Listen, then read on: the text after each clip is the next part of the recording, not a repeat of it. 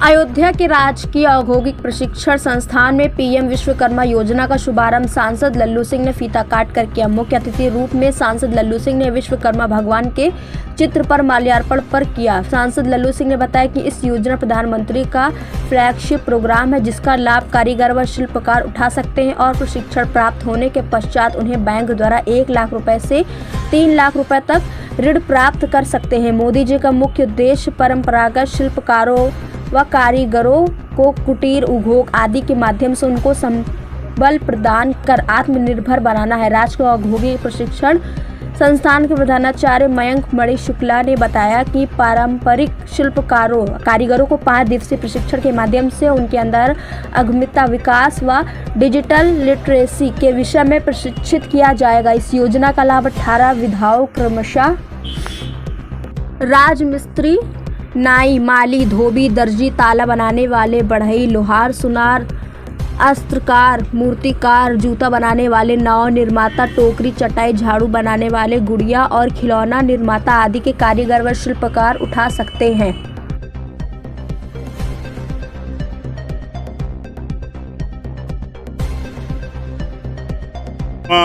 योजना जो माननीय प्रधानमंत्री जी ने चलाया, या ITI का या जो परिसर है, इसमें जो लोग पीएम विश्वकर्मा योजना का लाभ लेना चाहते हैं, ऐसे प्रशिक्षार्थियों की ट्रेनिंग 5 दिन की हुई, जो पूरी हुई है, वह वापस जा रहे हैं। उनको 3 लाख रुपए का बैंक से लोन भी मिलेगा, जिससे वह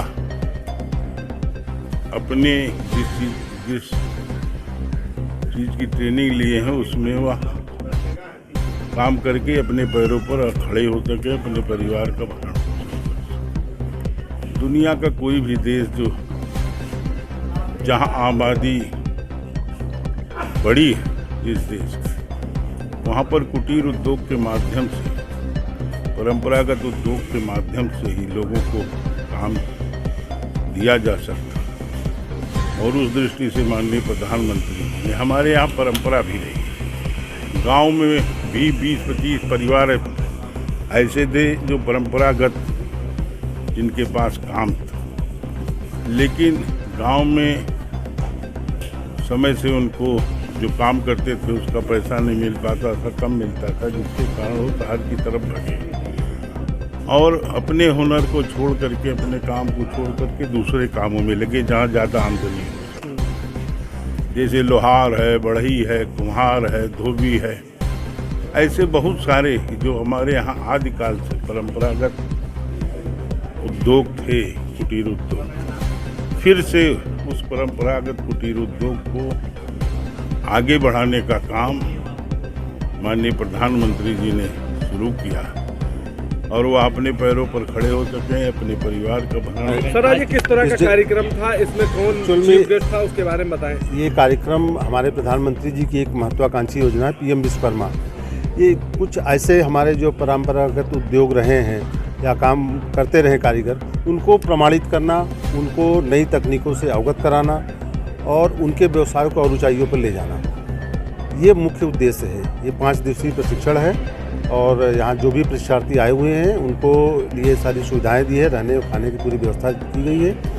और इस कार्यक्रम का आज उद्घाटन इस जनपद के माननीय सांसद महोदय के द्वारा किया गया है और ये योजना पूरे 5 साल तक चलेगी। ये निरंतर बच्चे आते रहेंगे और हम इनका प्रशिक्षण करा करके बैंकों के माध्यम से इनको 3 लाख का लोन दिला करके इनके बिजनेस को और आगे ले जाएंगे।